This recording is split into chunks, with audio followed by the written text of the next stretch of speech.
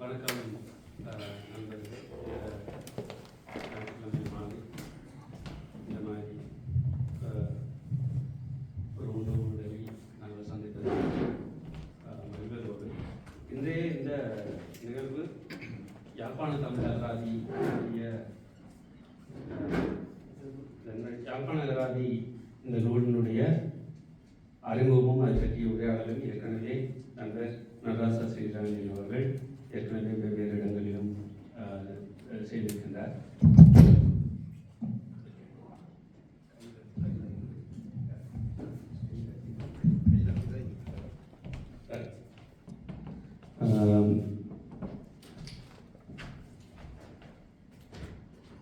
நோர்வேயில் இந்த நிகழ்வு பற்றி நண்பர் ஜெயா அவர்கள் என்னிடம் கூறிய போது இந்த மிகவும் மகிழ்ச்சியுடன் அதனை ஏற்றுக்கொண்டேன்.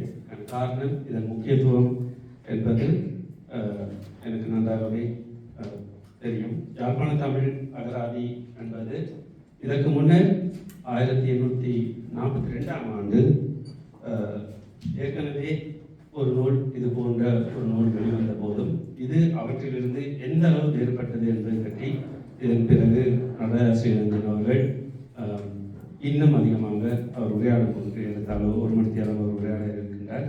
அப்போது அவருடைய முழு உரையாடலிலும் இருந்து நீங்கள் அறிந்து கொள்ள முடியும். அந்த அவருடைய அந்த பேச்சை தொடர்ந்து நடக்கின்ற இடைவெளியின் பின் நடக்கின்ற உரையாடலில் மற்ற நண்பர்கள் அனைவருமே நாங்கள் கலந்து கொண்டு கருத்துகளையும் கேள்விகளையும் முன்வைக்க வாய்ப்பு உண்டு. இந்த யாழ்ப்பாண தமிழ் அகராதி பற்றி மிகச் சுருக்கமான சில விவரங்களோடு நண்பர் நடராஜா ஸ்ரீரஞ்சன் அவர்களை பற்றியும் கூற விரும்புகிறேன். அவர் ஏற்கனவே இங்கே வந்திருக்கின்ற யாழ் இந்து கல்லூரி நண்பர்களுக்கு அவரை தெரிந்த போதும் அல்லது அவர்களுடைய அந்த யாழ் கல்லூரி பின்னணியை உடையவர் என்பதால் அவருடைய தோழர்களாக இருக்கக்கூடியவர்கள் இங்கு கலந்து கொண்டிருக்கின்றவர்களுக்கும் ஓரளவு அவரை அறிந்திருப்பீர்கள். அவர் சுங்க திணைக்களத்தில் சுங்க அதிகாரியாக பணியாற்றிக் கொண்டிருக்கின்றார். அவர் விரைவில் அவர் இந்த சுங்க திணைக்கள அதிகாரியாக பணியாற்றிக் கொண்டிருக்கின்ற இந்த சூழ்நிலையில் ஏறத்தாழ கடந்த 20 ஆண்டுகளுக்கு மேலாக இந்த அகராதியியல் தொடர்பான விடயங்களில் அவர் அதிகமான பங்களிப்பை செலுத்தி வருபவர்.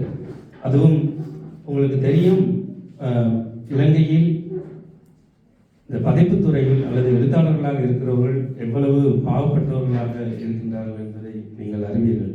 ஏனென்றால் இந்தியா போன்ற ஒரு மிகப்பெரிய சந்தை அவர்களுக்கு கிடையாது. ஒரு சுருங்கிய சந்தையாக இருப்பதால் அது ஒரு வருமானத்துக்குரிய எழுத்துத்துறை அல்லது படைப்பாக்கம் இலக்கிய வெளியீடுகள் என்பது வருமானம் தரத்தக்க ஒரு விடயம் அல்ல. அப்படி இருந்தும் அவர் தன்னுடைய இந்த ஒரு சுங்கதிகாரியாக அவருக்கு இருக்கின்ற பணிச்சுமைகளின் மத்தியில் இந்த யாழ்ப்பாண தமிழ் அகராதியை அவர் ஆக்கியிருக்கின்றார். ஏற்கனவே வெளிவந்த 1842ஆம் ஆண்டு வெளிவந்த யாழ்ப்பாண அகராதி என்பது ஒரு இந்த அகராதிகளுக்கே ஒரு முன்னோடியான ஒரு அகராதியாக நாங்கள் கொள்ள முடியும். ஏனென்றால் அது இந்த அகராதிகள் சம்பந்தமாக நண்பர் விருபா குமரேசன் அவர்கள் இன்று இந்த நிகழ்வுக்கு வருவதற்கு முன்னர் சில விடயங்கள் என்னோடு பகிர்ந்து கொண்டிருந்தார். அவரும் இந்த நூலுக்கு எந்த அளவு பங்களித்திருக்கிறார் என்பதை பற்றி ஏற்கனவே நண்பர் நடராஜன் அவர்கள் தன்னுடைய ஏனைய கூட்டங்களிலும் உரையாற்றியிருந்ததை நான் கவனித்தேன். அப்போது விருபா குமரேசன் அவர்கள் ஒரு விடயத்தை சொன்னார். இந்த அகராதிகள் சம்பந்தமாக நாங்கள் ஒரு டேர்னிங் பாயிண்டாக சொல்லக்கூடியது அந்த தமிழ்நாடு, அதாவது சென்னை பல்கலைக்கழகம் வெளியிட்ட இந்த தமிழ் லெக்சிகன் என்பது தமிழ் லெக்சிகனுக்கு முன் உள்ள அகராதியல், தமிழ் லெக்சிகனுக்கு பின் உள்ள அகராதியல் என்று 2 காலகட்டமாக பிரிக்கலாம் என்று சொல்லி அவர் சொன்னார். அது உண்மை. ஏனென்றால் அந்த அகராதியலுக்கெல்லாம், அதாவது தமிழகத்தில் உள்ள அகராதியலுக்கும் கூட முன்னோடியான ஒரு அகராதியை கொடுத்தவர்கள் நம்முடைய ஈழத்தமிழர்கள், ஈழத்து அறிஞர்கள். அப்படி இருக்கும்போது அதற்கு ஒரு மிகப்பெரிய வரலாறு இருக்கின்றது. இந்த அகராதியியல் லெக்சிகான் ஆக்கம் சம்பந்தமான ஒரு மிகப்பெரிய நீண்ட நெடிய ஒரு ஆழமான வரலாறு நமக்கு உண்டு. சமீபத்தில் கூட சுதர்ஷன் நம்முடைய பேராரி பல்கலைக்கழக பேராசிரியராக இருக்கின்ற சுதர்ஷன் அவர்களும் இதை பற்றி அகராதியியல் சம்பந்தமான ஒரு ஆய்வு கட்டுரையை வெளியிட்டிருந்தார். அந்த கட்டுரையிலும் இதனுடைய வரலாற்று நீட்சி, இந்த மரபு எல்லாம் நீண்ட தூரம் சொல்லப்படுகிறது. அப்படி இருக்கும்போது அந்த யாழ்ப்பாண தமிழ் அந்த அந்த அகராதிகளில் இருந்து அல்லது அந்த அகராதியினுடைய அந்த நீட்சியில் இருந்து இந்த அகராதி எந்த அளவு மாறுபடுகின்றது என்பது பற்றிய விவரங்களை நண்பர் ஆசிரியர் அவர்கள் பின்னர் உங்களுக்கு மேலதிகமாக அறிய தருவார். இதை வெளியிட்டது குமரன் பதிப்பகம். என்னுடைய சகல நூல்களையும் கிட்டத்தட்ட என்னுடைய 11 நூல்களையும் வெளியிட்டிருப்பவர் குமரன் பதிப்பகம். அவர்கள் கிட்டத்தட்ட அவரும் ஸ்ரீரஞ்சன் அவர்களும் இந்த நூல் தொடர்பான இந்த நூலாக்கம் சம்பந்தமான விடயங்களில் எந்த அளவு பணியாற்றி இருக்கிறார்கள் என்பதை பற்றி நிறைய தகவல்களை ஏற்கனவே நடராஜன் அவர்கள் வெளியிட்டிருந்திருந்தார். அப்போது உண்மையிலேயே எங்களுக்கு இலங்கையில் வெளியாகிக் கொண்டிருக்கின்ற பல நூல்களை எடுத்து பார்த்தீர்கள் என்றால் ஒரு ஒருங்குறி அல்லது போனால் ஒரு யுனிவர்சல் மட்டத்தில் ஒரு ஸ்டாண்டர்டாக ஒரு மிக தரமான முறையில் அச்சிடுகின்ற ஒரு பதிப்பகமாக குமரனை நாங்கள் குறிப்பிட முடியும். என்றால் அந்த அளவு அவர் நுணுக்கம் பார்ப்பார். ஏற்கனவே ஸ்ரீரஞ்சன் அவர்கள் குறிப்பிட்டிருக்கிறார் சில விடயங்கள் என்னவென்றால் அந்த அளவுகள் எல்லாம் கூட கிட்டத்தட்ட இந்த ரேஷியோவுக்கு இந்த ரேஷியோ அந்த ஒரு தலைப்பு உபதலைப்பு உள்ளே அதனுடைய பாடி கவுண்ட் அல்லது ஃபுட் நோட்ஸ் அல்லது எல்லாமே எந்தெந்த அளவு அவற்றிலெல்லாம் மிக கவனமாக இருப்பவர். அவருடைய அந்த அந்த ஒத்துழைப்போடும் சேர்த்து இந்த நூல் வெளிவந்திருக்கின்றது. உண்மையில் இந்த நூலை எனக்கு தந்தவர் இப்போ ஒரு வருடத்துக்கு முன் தந்தவர் குமரன். இதை கட்டாயம் நீங்கள் கையில் வைத்துக் கொள்ளுங்கள். இது ஒரு பரிசாக எனக்கு தந்தவர். இது அந்த நேரமே ஒரு விலை மதிப்புரியாத புத்தகமாக அல்லது விலையுந்த புத்தகமாகத்தான் இப்போதும் சந்தையில் இருக்கின்றது. நடராஜன் அவர்கள் அவரிடம் மிகவும் தாழ்மையுடன் கேட்டுக்கொண்ட விடயமாக நான் அறிந்திருந்தேன். இந்த நூல் தயவு செய்து நீங்கள் அதிக அளவு லாபத்தை ஈட்டக்கூடிய வகையில் அதிகமான விலைக்கு இதனை கொடுக்காதீர்கள். இயல்பான வரைக்கும் வாசகர்களை சென்றடைவதற்காக மிக குறைந்த அளவில் கொடுப்பதை அல்லது விநியோகிப்பதை உறுதி செய்யுங்கள் என்று குறிப்பிட்டதையும் நான் கவனித்திருந்தேன். அப்படி பார்க்கும்போது இந்த நூல் உண்மையில் எல்லோரிடமும் சேர வேண்டிய மிக முக்கியமான ஒரு நூல். இந்த பேச்சு வழக்கு இன்று வழக்கிலிருந்து போகின்ற நம்மிடையே இருக்கின்ற அல்லது இருந்த பல பேச்சு வழக்கில் இருந்த மொழிகள் எல்லாமே இன்று அற்றுப்போய் கொண்டிருக்கின்றது. அதற்கு பல காரணங்களை நாங்கள் எவ்வளவோ உரையாட முடியும் அதை பற்றி. ஆனால் இன்று உள்ள நிலையில் குறிப்பாக எங்களுக்கு இந்த அகராதியியல் பற்றி நாங்கள் குறிப்பிடும் போது இந்த லெக்சிகனுக்கு பிறகு, அதாவது நாங்கள் யாழ்ப்பாண தமிழ் புலமையாளர்கள் ஒரு காலகட்டத்தில் அகராதியியலுக்கு ஒரு மிகப்பெரிய முன்னோடியாக இருந்ததாக நாங்கள் கூறிக்கொள்கின்றோம்.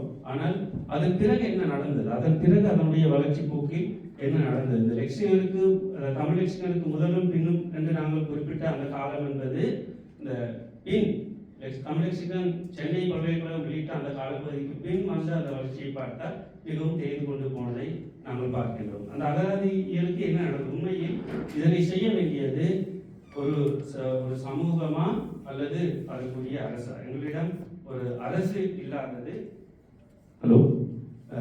இல்லாமல் இருந்தது ஒரு முக்கியமான காரணம். நம்மால் ஒரு சரியான அகராதியியல் கலைச்சொற்களை உருவாக்குவது, வேர்ச்சொற்களை அடிப்படையாக கொண்ட பல்வேறுபட்ட அகராதிகளை கலைச்சொற்கள் அகராதிகளை உருவாக்குவது, துறைசார் அகராதிகளை உருவாக்குவது என்பது தமிழ்ச்சூழலில் மிக கடினமாகவே ஆகிவிட்டது. உண்மையில் அரசு ஒரு குறிப்பிட்ட காலகட்டம் வரை பல்வேறுபட்ட துறைசார் கலைச்சொற்களை உருவாக்குகின்ற பணிகளை நிறைய செய்திருந்தது. அதுக்கு ஒரு காலகட்டம் இருந்தது. குறிப்பாக 56க்கு பின்னர் இந்த சுதேசி, அதாவது சிங்கள மட்டும் சட்டத்திற்கு பின்னர் திரும்பவும் தமிழ்மொழி சம்பந்தமான சட்ட திருத்தங்கள் எல்லாம் வந்ததற்கு பிறகு அரசு பல்வேறு கலைச்சொற்களை வெளியிட்டதை நாங்கள் காண்கிறோம். இன்னும் அரசு கர்ம திணைக்களத்தில் வெளியீட்டு திணைக்களத்தில் நாங்கள் அவ்வாறான எஞ்சி இருக்கக்கூடிய சில பிரதிகளை பார்த்திருக்கின்றோம். சில இடங்களில் இந்த நூலகம் நிறுவனமும் கணிசமான அளவு கலைச்சொற்களை அவர்கள் பதிவு செய்து பிடிஎஃப் முறையில் அவர்கள் பதிவேற்றி வைத்திருக்கின்றார்கள். ஆனால் அனைத்தும் இல்லை அங்கே. அப்படி பார்த்தால் ஒரு சில வருடங்களுக்கு முன் மனோவானேசன் அரசகர்ம மொழி திணைக்களத்தினுடைய அரசகர்ம அவர் மொழிகள் சார்ந்த அமைச்சராக இருந்த போது அந்த அரசகர்ம திணைக்களத்திற்கு நான் சென்று அங்குள்ள சகல நூல்களையும் பார்த்து அவரிடம் கேட்டேன், இது இத்தனை சிங்கள நூல்கள் இருக்கின்றன, ஏன் தமிழில் இல்லை என்பதற்கு அவர்கள் வலிமையான ஒரு சாக்குப்போக்கு சொன்ன பதில்கள் தான் வந்தது. பிறகு ஒரு உதவி ஆணையாளர் ஒருவரோடு நீண்ட நேரம் நான் விவாதித்து விட்டு வந்தேன். வலிமை போன்ற விவாதங்கள் தான் அது இந்த இடங்களில் எங்களுக்கு ஏற்படுகின்ற இந்த பாரபட்சங்கள் பற்றி. ஆகவே எங்களுக்கு இன்று அந்த அரசு துறைகளில் இந்த தமிழிலும், அதாவது சிங்களத்தில் வெளியிடுகின்ற அத்தனையும் தமிழில் கிடைப்பதில்லை என்கின்ற ஒரு தொடர்ச்சியான பெரும் பிரச்சனை இருந்து கொண்டே இருக்கின்றது. அதில் இந்த கலைச்சொற்கள், அகராதிகள் சம்பந்தமான விடயங்களுக்கும் ஒரு மிகப்பெரிய முக்கியத்துவம் உண்டு. உண்மையில் இந்த இப்படிப்பட்ட ஒரு நூலை ஏன் ஒரு தனிநபர் சுமக்க வேண்டும், ஏன் ஒரு சமூகம் சுமக்க வேண்டும்? எங்களுக்கு ஒரு அரசாக ஒரு அரசு செய்ய வேண்டிய பணியை உண்மையில் இது மிகப்பெரிய ஒரு சாதாரண விடயம் அல்ல. ஒரு பல்கலைக்கழகங்கள் செய்ய வேண்டிய பணியை, அதுக்கு முன்னால் ஒரு அரசு செய்ய வேண்டிய விடயங்களை தனிநபர்கள் சுமக்க வேண்டிய ஒரு சமூகமாக நாங்கள் தள்ளப்பட்டது பற்றிய அந்த அவலநிலைக்குள் இருந்துதான் இந்த முயற்சிகளை நாங்கள் ஊக்குவிக்க வேண்டும், பாராட்ட வேண்டும். அதற்குரிய வரவேற்பையும் நாங்கள் கொடுக்க வேண்டும். ஆக நாங்கள் இந்த இலங்கையில் பல்வேறுபட்ட பிரதேச வழக்கு சொற்கள் வழக்குழிந்து போய்கொண்டிருக்கின்ற சூழலில் இலங்கையில் யாழ்ப்பாணத்துக்கென்றே இருக்கின்ற சிறப்பான பேச்சு வழக்கில் இருந்த வழக்குழிந்து போயிருக்கின்ற சொற்களை எல்லாம் பதிவு செய்து வைத்திருப்பது என்பது நமக்கு நம்முடைய எதிர்காலத்தில் செய்கின்ற மிகப்பெரிய ஒரு முக்கிய ஒரு வரலாற்று பங்களிப்பாக நான் கருதுகிறேன். அப்படி பார்க்கும்போது இலங்கையில் ஏனைய எங்களுக்கு தெரியும், இலங்கையில் தமிழர்கள் ஒரு ஊர் அந்தந்த ஊர்களில் இருக்கின்ற பேச்சு வழக்கை நாங்கள் பார்த்தால் கொழும்பு, மலையகத்தில், வடகிழக்கு என்று சொன்னால் அதற்குள்ளும் உங்களுக்கு தெரியும் மட்டக்களப்பில் ஒரு விதமான பேச்சு வழக்கு, பிறகு யாழ்ப்பாணத்துக்குள்ளும் இருக்கின்ற பிரதேசங்கள். மற்றது எனக்கு இந்த நூலில் எனக்கு இருந்த கேள்விகள் நானும் பிறகு உங்களோடு சேர்ந்து கேட்பேன், ஏனென்றால் அவரும் அதை சொல்வார் என்று நினைக்கின்றேன். இதில் ஊர் என்று கூறும்போது அது சாதி உள்ளிட்ட யாழ்ப்பாண சமூகத்துக்கே உரிய இன்னும் பல்வேறுபட்ட அம்சங்கள் எல்லாவற்றையுமே வழங்க வேண்டும் என நான் நினைக்கின்றேன். டேனியலுடைய இந்த நூல் உருவாக்கத்துக்கு பின்னால் இந்த சொற்களை சேகரிப்பதற்கான அவருடைய முயற்சி பற்றி நான் அறிந்திருந்தேன். அதாவது சாதாரண இந்த பல்வேறுபட்ட பிரதேசங்களுக்கு சென்று இந்த உரையாடல்களை காமிப்பது அல்லது அவர்களோடு உரையாடுவது, அந்த வேர்ச்சொல்லை தேடி செல்வது, கீழ்வருவது,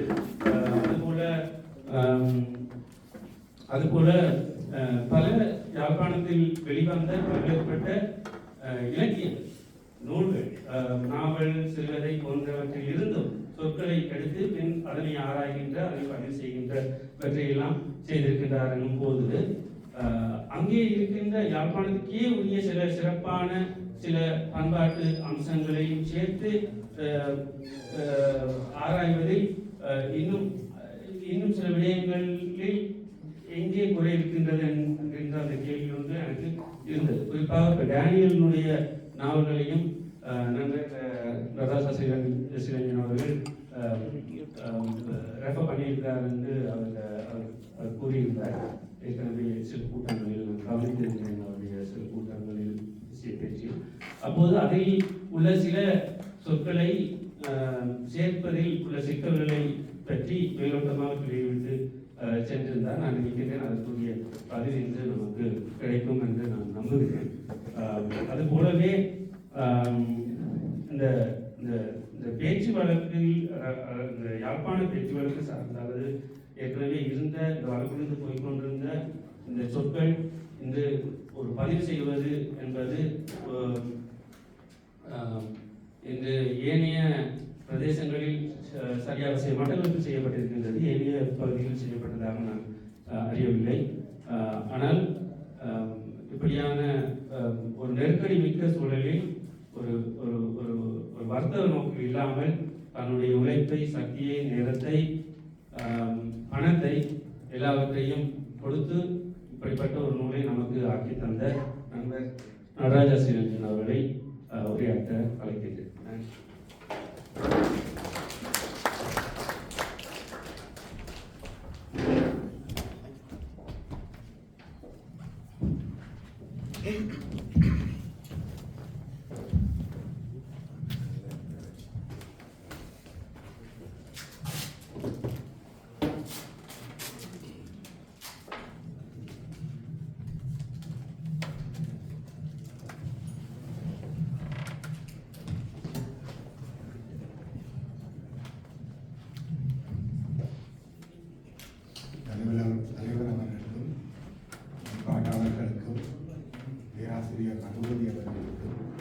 இங்கே வந்திருக்கும் உங்கள் ஒவ்வொருவருக்கும் எனது அன்பான வணக்கம்.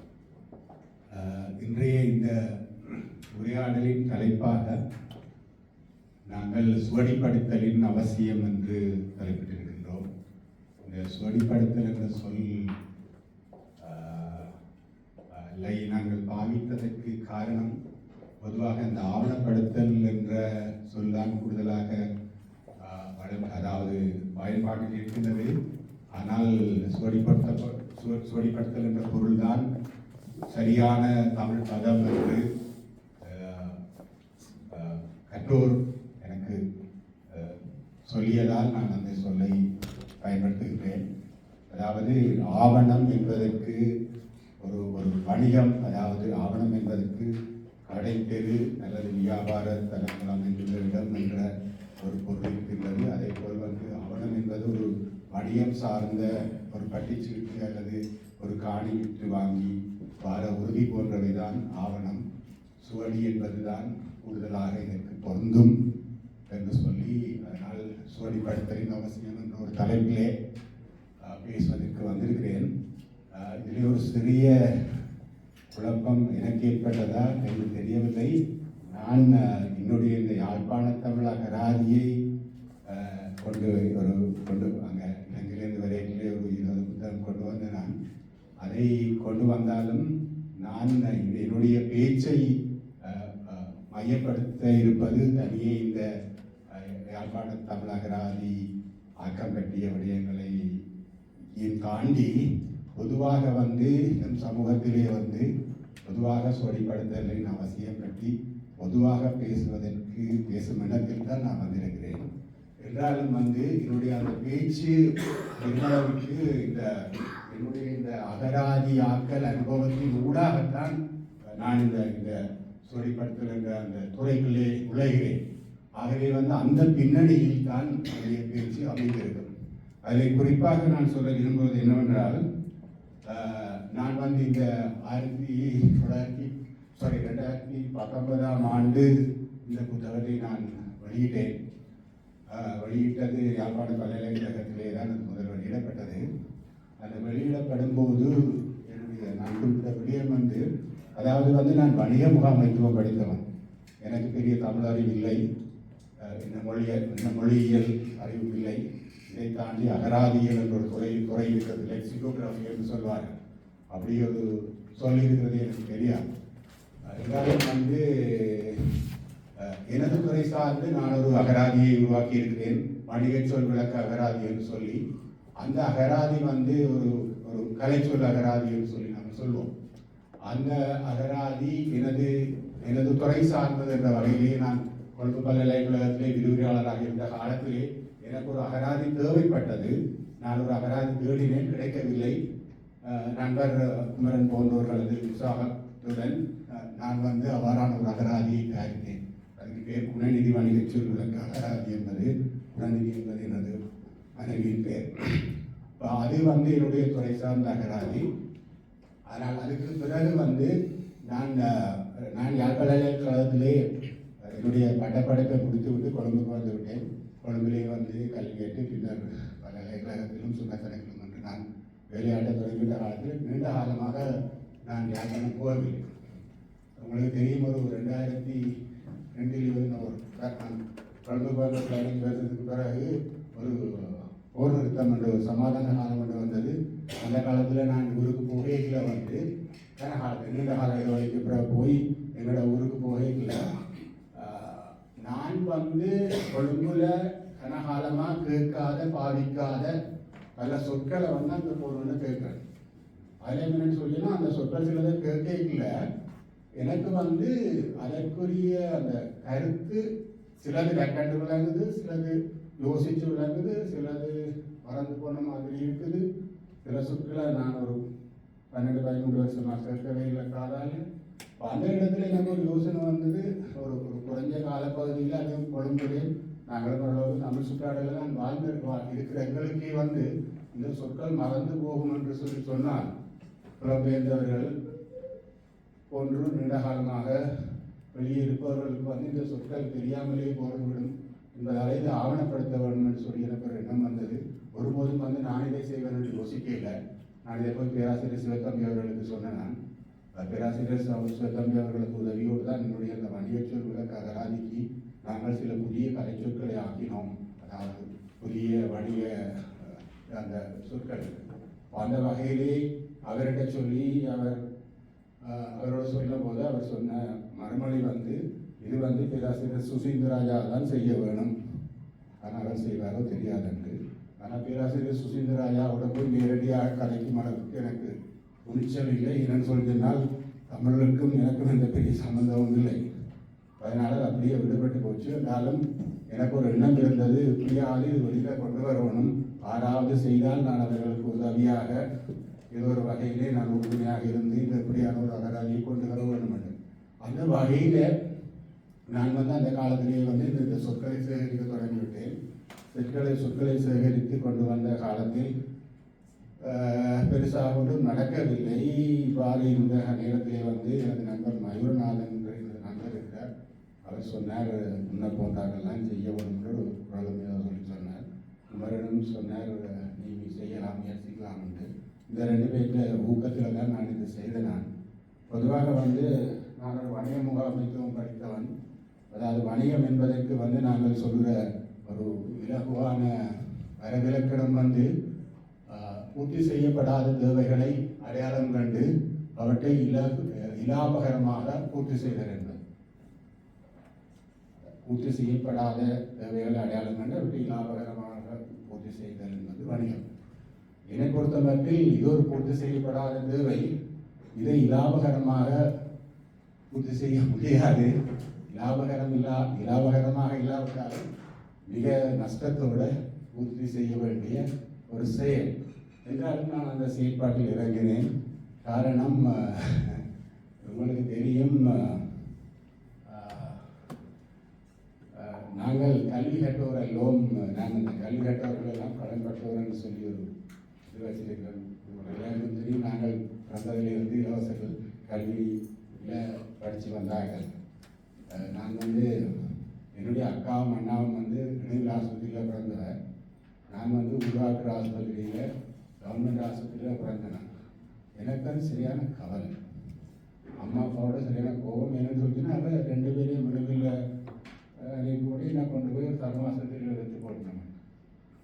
எனக்கு ஒருக்கா என்னோட ஆஃபீஸில் வேலை செய்கிற ஒரு சீனியர் கேட்டார், பையன் எனக்கு ஒரு பிரச்சனை, இந்த யாழ்ப்பாணத்தில் இருக்காங்கன்னா 2 இடத்துல பிறந்திருக்கோம். ஒன்று இடங்களில் எனக்கு மூளாய், ஒரு இடத்துல ஆஸ்பத்திரி இருக்கும். பெரும்பாலான நாட்கள் அங்கே தான் பிறகு. அப்போ எனக்கு சரியான கவலை. இன்னும் அண்ணாமக்காவும் காசு ஆஸ்பத்திரியில் பிறகு கொஞ்சம் எனக்கு அந்த மைண்டில் அது ஓடிக்கொண்டு இருக்கீங்கள. பிறகு வந்து நான் ரொம்ப அக்காவுக்கா இருக்க சொன்னேன், நீங்களாம் அம்மா அப்பாவுக்கு சிலை வச்சு பிறந்தீங்க, நான் சிலை இல்லாமல் சும்மா ஒரு ஒரு கஷ்டம் கொடுக்காம பிறந்துட்டேன். ஏதோ ஒரு வகையிலே எனக்கு அதையோடு என்ன பண்ணியிருந்தேன் அப்படி ஒரு ஒரு இருக்கணும் என்று சொல்லி போட்டு பிறகு கொஞ்சம் வளர்ந்து நான் யோசித்தேன். அப்படியே நான் ஊராட்ட ஆசிரியர்களாக நான் பிறந்திருந்தேன். அம்மா அப்பாவுக்கும் வந்து விடுதலை ஆஸ்பத்திரியில் காசு கொடுத்து தான் அப்போ அதில் வந்து அது காசு அதுக்குரிய செலவை வந்து எங்களோட பேரண்ட்ஸ் கொடுத்துருக்கு. அப்போ ஊராட்ட ஆஸ்பத்திரியில் நான் பிறந்ததுக்குரிய செலவு யாரு கொடுத்தது? மக்கள். அந்த மக்களோட பணத்தில் தான் நான் பிறந்திருக்கேன். நிறைய பார்த்தீங்கன்னு சொல்லிங்கன்னா எங்களோட நாட்டில் இருக்கிற பெரிய ஒரு அபத்தம் வந்து பணக்காரர்கள் பார்க்க வேலைகள்லாம் கூட டேக்ஸ் பே பண்ணுறது. அது இப்போ அந்த நிலைமை கொஞ்சம் மாறி வருது. இப்போ உங்களுக்கு அண்மையில் வந்து இந்த எங்களோட இன்கம் டேக்ஸில் வந்து திருத்தங்கள் செய்து இப்போ எங்களோட வருமான வரி சேகரிப்பு தொடர்பாக நிறைய மாற்றங்கள் ஏற்பட்டிருக்கிறது. நான் சுத்த கணக்கில் வேலை செய்திருந்தான். இலங்கை அரசாங்கத்துக்கு ஆக கூடுதலாக வருமானத்தை உழைக்கிற வந்து சுங்கத்துறைகள் வந்தாங்க. ஒரு காலத்தில் 50% மேற்பட்ட வருமானம் வந்து சுங்கத்துறைகள் தான் கலெக்ட் பண்ணுறது. அதெல்லாம் வந்து இன்டிரெக்ட் டேக்ஸ்ன்னு சொல்லிடுவாங்க, நேரடி வரி. சாதாரணமாக ஒரு மனிதர் ஒரு 50,000 உழைக்கிறாள், அதாவது என்ன சொல்றது, தன்னுடைய பொருட்கள் சேவை அவ்வளோ காசையும் வந்து அவர்களுடைய வாழ்க்கை செலவு செய்வார்கள். அந்த செலவிலே கணிசமானது வரி. ஏற்கனவே எங்களுக்கு அதாவது சுங்கத்துறைக்கெல்லாம் அல்லது இந்த கலாத்துறைக்கெல்லாம் போன்றது அந்த வரிகளை ஏற்கனவே வரவிட்டிருக்கு. நிறையவர்கள் பின்பற்றார்கள். அந்த வகையிலே நாங்கள் பார்த்தோம்னு சொல்லினால் அந்த காலத்திலே ஒரு மொத்த வருமானத்தின் விகிதாசாரமாக பார்த்தால் ஏழைகள் பே பண்ணுற அந்த ஏழைகள் செலுத்துகிற வரி வந்து பணக்காரர்கள் செலுத்துகிற வரிகளும் கூட ஒரு விகிதாசாரம் தொகை இல்லை, அப்சல்யூட் எமௌண்ட் எல்லாம் இந்த இது. அந்த வகையிலே வந்து நாங்கள் கூடுதலாக ஆஸ்பத்திரி போகிறாங்க, கல்வியட்டாங்க, வேலை சேர்த்து இந்த காசில் தான் படித்தது. அந்த வகையில் வந்து அந்த கடனை நாங்கள் ஏதோ ஒரு வகையில் அடைக்கணும்னு சொல்லி சொன்னால் இவ்வாறான செயற்பாடுகளை நாங்கள் செய்யணும்னு நான் கருதுகிறேன். அந்த வகையில் இந்த அகராதி வந்தது. இது ஒரு கிட்டத்தட்ட 11 வருஷ காலம் செய்துதான் நான் இதை செய்தேன். நான் இதில் கணக்க குறைபாடுகள் இருக்கின்றன. முக்கியமாக வந்து அதாவது யாழ்ப்பாணத்தை பற்றி பேசுவதுன்னு சொல்லினால் சாதியை பற்றி யாழ்ப்பாணத்தை கலைக்கவியலான்னு சொல்லி சொல்வார்கள். குறிப்பாக பேராசிரியர் சிவத்தம்பி அவர்கள் அதை சொல்வார். இதிலே சாதி சம்பந்தமான எந்த பெயர்கள் எந்த சொற்களும் இல்லை. அதே போல் வந்து முக்கியமாக சரவணன் அவர்கள் குறிப்பிட்ட அந்த நான் இந்த டேனியலுடைய பெருமளவுக்கு அவருடைய தொகுப்புகள் எல்லாம் வாசித்து ஒவ்வொரு சொற்களாக எழுதி அவருடைய சேர்த்து வச்சாலும் அவற்றில் ஒரு 5 கூட இதில் இல்லை. காரணம் என்னென்னு சொல்லினா எனக்கு பொருள் தெரியாது. என்னென்னு சொல்லி சொன்னால் அவர் அவ்வளவு தூரம் அந்த என்னென்னு சொல்லி சொன்னால் ஒரு கிராமம் சார்ந்து தொழில் சார்ந்து அதிலேயும் தெரிந்தானே குழுக்கள் என்று சார்ந்து ஒரு ஒரு சமூகத்தின் எல்லா நிலைக்கு போய் அதில் இருக்கக்கூடிய சொற்களை தன்னுடைய நூல்களிலே வந்து கதைகளிலே எழுதியிருப்பார். ஆனால் அந்த சொற்களை நான் சேகரித்து வச்சிருந்தாலும் எனக்கு அதற்குரிய சரியான பொருளை கண்டுபிடிக்கக்கூடிய மூலங்கள் கிடைக்கவில்லை. பிரான்சிலே டேனியல் அவருடன் மிக நெருங்கிய பேர் இப்போது ஞாபகம் வருவதில்லை. அவர் இருக்கிறார். அவரிடம் போய் அவரை சந்தித்தார். அவரிடம் கொடுத்து நான் அதற்கு உரிய பொருள்களை தெரிந்து கொள்ள வேண்டும் என்று சொல்லி எதிர்பார்த்து கொண்டிருக்கிறேன். இந்த புத்தகம் வெளிவந்த அடுத்த நாளிலிருந்து நான் திருத்தி 2ஆம் பதிப்பு என்று சொல்லி தொடர்ச்சியாக வேலை செய்து கொண்டிருக்கிறேன். அதில் வந்து இதில் இல்லாத கன சொற்கள் வரும். கிட்டத்தட்ட நான் இப்போது 6800 சொல்லியிருக்கு. நான் இப்போது 10,000 சொற்களை தாண்டி அந்த அகராதி வளர்ந்து கொண்டிருக்கிறது. அதிலே இலக்கண குறிப்பு இருக்கும். இதில் இலக்கண குறிப்பு இல்லை. அதே போல் வந்து ஆங்கிலத்தில் இது இருக்கும், பொருள் இருக்கும். அதே போல் வந்து டிரான்ஸ்லிட்ரேஷன், அதாவது என்ன சொல்கிறது, ஒலி குறிப்பை சேர்க்கிறேன். அதே போல் வந்து விடுபட்ட பல சொற்கள் வரும். அதே போன்று இயன்றவரை நான் ஒரு ஒதன்டிகேஷன் போன்று அதை செய்து வருகிறேன். அதை வந்து அது தெரியாது, தெரியும் தானே. நாங்கள் முழு நேரமாக வேலை செய்வார்கள். முழு நேரம் என்றால் 8 மணித்தியானம் இல்லை, கூட வேலை செய்கிறவர்கள் நான் இருக்கிறேன். அந்த வகையிலே இதுதான் என்னுடைய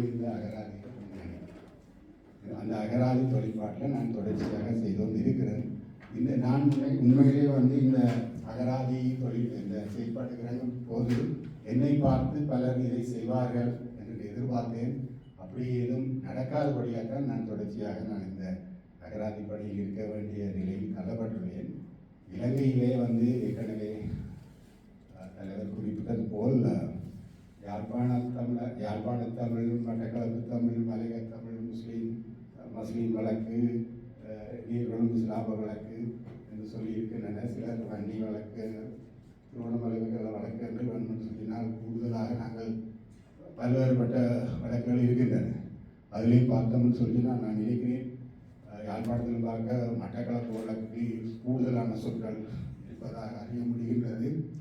மட்டக்களப்பு வழக்குகளுக்கு அதாவது 80 எனக்கு சரியாக தெரியவில்லை 90ஆம் ஆண்டுக்கு முன்னர் ஈழத்து புரடனார் செல்வராஜகோபால் என்பவர் மட்டக்களப்பு சொற்களினதும் சொற்றொடர்களினதும் அகராதிகளினதும் சொற்றொடர்களினதும் பழமொழிகளின் அகராதி என்ற ஒரு அகராதியை தயாரித்திருக்கின்றார். அது ஒரு மிகவும் போற்றத்தக்க பாராட்டத்தக்க விடயம். ஏனென்று சொல்லி சொன்னால் நான் நினைக்கிறேன் 1988 தான் முதல் இந்த பேச்சு வழக்குகள் அல்லது வட்டார வழக்குகளுக்கான தமிழில் அகராதி வந்தது. அதை கி ராஜநாராயணன் அவர்கள் கரிசல் வட்டார வழக்கு சொல் அகராதி என்று வெளியிட்டிருந்தார்.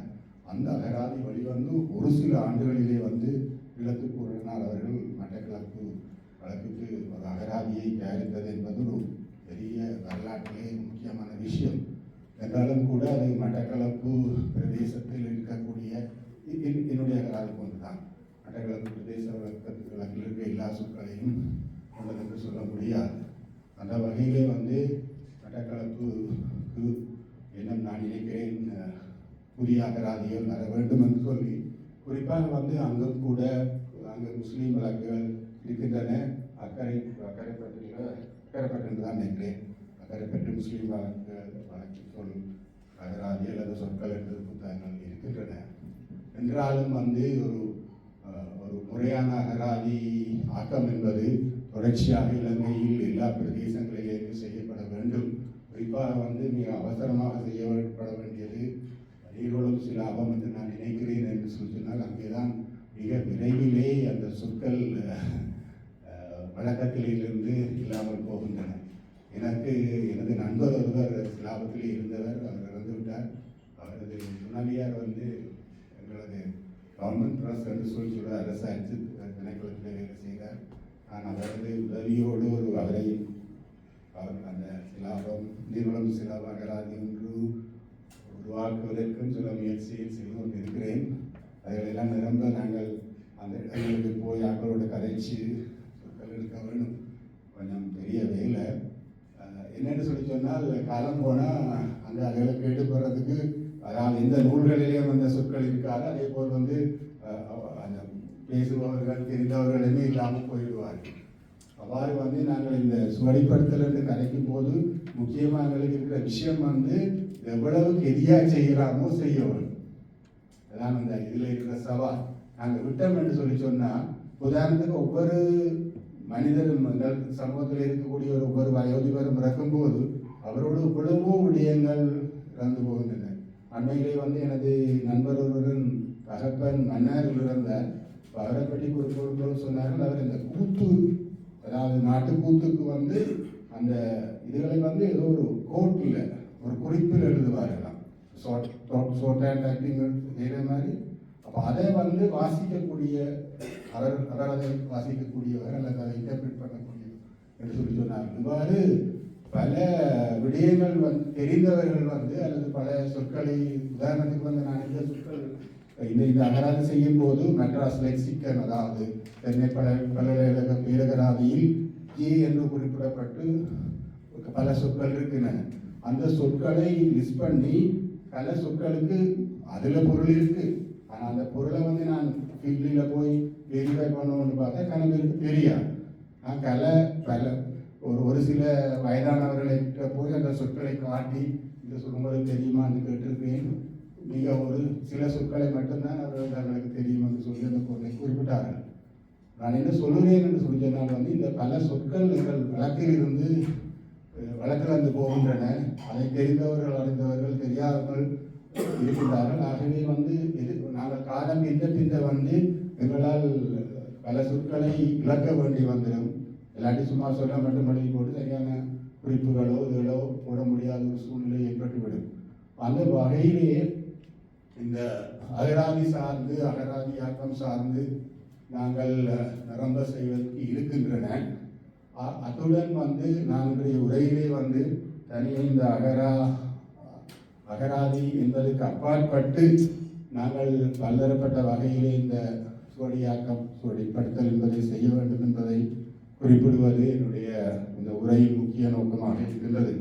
இதில் குறிப்பாக பார்த்தீர்கள் சொன்னால் மற்ற சமூகத்துக்கும் எங்களுக்கும் இருக்கிற பிரச்சனை எங்களோட சமூகத்தில் இந்த என்ன தலைமுறை இடைவெளி என்பது மிக மிக விரைவாக நடைபெறுகின்றது. உதாரணத்துக்கு ஒரு காலத்திலே ஒரு 25-30 வருஷம் தலைமுறை இடைவெளிகள் சொன்னால் எங்களுக்கு அது மிக விரைவாக நடக்கின்றது. அதற்கு காரணம் எங்கள் நாட்டில் நடந்த போராட்டம், யுத்தம், இடப்பெயர்வு, மற்றது இந்த புலம்பெயர்ந்தவர்கள் செல்வாக்கு போன்ற காரணங்களினால் எங்களது வாழ்க்கை முறை மிக விரைவாக மாறிக்கொண்டு வருகிறது. நீங்கள் பார்த்தீர்கள் சொன்னால் எங்கள் உணவு முறைகளிலிருந்து எங்களது சடங்குகள் இருந்து பல்வேறுபட்ட விடயங்கள் நாங்கள் மிக விரைவாக மாறிக்கொண்டு வருகிறோம். அப்போ மாறிக்கொண்டு வரும்போது என்ன நடக்கிறதுன்னு சொல்லினா பல விடயங்களை நாங்கள் கைவிட்டு புது புது விடயங்களில் போகைக்குள்ள அந்த விடயங்களை, அந்த முறைகளை அல்லது அந்த சொற்களை அல்ல அந்த சில பொருட்களை நாங்கள் இழந்து கொண்டு வரைக்கல பிறகு நாங்கள் எதிர்காலத்தில் அவற்றை நாங்கள் தோழிப்படுத்துவது என்பது மிகவும் சவாலானதாக. அந்த வகையிலே தான் நாங்கள் இயன்றவரை எல்லா ஒவ்வொரு துறைகளிலேயும் அகராதிகள் மட்டுமில்லை, ஒவ்வொரு துறைகளிலேயுமே நாங்கள் இந்த சுவடிப்படுத்தல் செயற்பாட்டை மிக விரைவாகவும் செய்ய வேண்டிய ஒரு தேவை ஒன்று இருக்கின்றது. அந்த வகையில் முக்கியமாக உங்களுக்கு தெரியும் இந்த குளோபலைசேஷன், பூகோளமயமாக்கல் போன்ற பல்வேறுபட்ட காரணங்களினால் எங்களது வாழ்க்கை முறை எல்லாமே எங்களுடைய பேச்சு வழக்கில் இருந்து எல்லாமே மாறிக்கொண்டு வருகின்றன. முக்கியமாக நீங்கள் பார்த்தீங்கன்னு சொன்னால் எங்களுக்கு குறிப்பாக இந்த தமிழ்நாட்டு ஊடகங்களின் செல்வாக்கு தனியே இது மட்டுமல்ல, என்ன படங்கள் மட்டுமல்ல, என்ன இந்த வானொலி நாடகங்கள் தொலைக்காட்சி நாடகங்கள் உட்பட பல்வேறு காரணங்களினால் உண்மையில் எங்களுடைய இளைஞர் சமுதாயம் கூடுதலாக எங்கள் வழக்குகளில் இருந்து அந்த தமிழ்நாட்டு வழக்குகளை கூடுதலாக பயன்படுத்துகிற தன்மை ஒன்றை நீங்கள் பார்த்திருப்பீர்கள். அந்த உதாரணத்தை நீங்கள் பார்த்தீங்கன்னு சொன்னால் அந்த தமிழ்நாட்டு வழக்கில் இருக்கிற சில சொற்கள் நாங்கள் அது சென்னை தமிழன் சொல்லினாலும் என்ன தமிழன் சொல்லினாலும் அந்த சொற்களுக்கு ஒத்த எங்களது வழக்கு சொற்கள் இருக்கின்றன. 100% இல்லாட்டி அது கூட இருக்கின்றன. ஆனால் நாங்கள் அதை கவட்டை விட்டு அந்த தமிழ்நாட்டு சொற்களுக்கு போகிற வழக்கம் பொதுவாக இந்த புதிய தலைமுறைகளிடையே இருக்கின்றன. அவ்வாறான இதிலே நாங்கள் அந்த சொற்கள் எங்கள் வழக்கிலிருந்து போய்விடும். அதாவது நாங்கள் விரும்பாமலோ மாற்றம் ஒன்றே மாறாதென்று மாற்றம் நடந்து கொண்டிருக்கும். குறைந்தபட்சம் அவற்றை நாங்கள் சுவடிப்படுத்தி வைக்க வேண்டும் என்பதுதான் என்னுடைய முக்கியமான சிந்தனையும் வேண்டுகோள். அந்த வகையிலே உங்களுக்கு தெரியும் அண்மையிலே இது போன்று எங்களது செயற்பாடுகளில் குறிப்பாக பார்த்தீர்கள் சொல்லியதால் எங்களோட தொழில்களில் எல்லாவற்றிலையும் இப்போ இந்த இயந்திரமயமாக்கம், நவீனமயமாக்கம் என்று சொல்லி புதிய புதிய செயற்பாடுகள் வந்து கொண்டிருக்கின்றன.